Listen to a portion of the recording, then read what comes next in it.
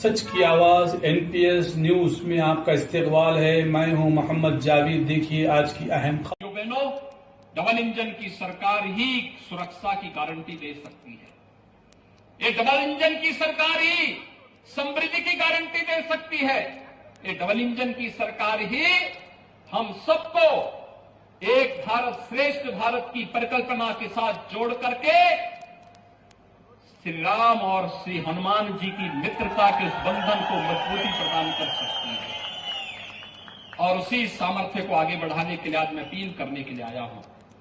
एक और प्रधानमंत्री मोदी जी के नेतृत्व में आज भारत एक टीम इंडिया के रूप में कार्य कर रही है। टीम इंडिया के कैप्टन के रूप में प्रधानमंत्री मोदी जी का नेतृत्व मिलना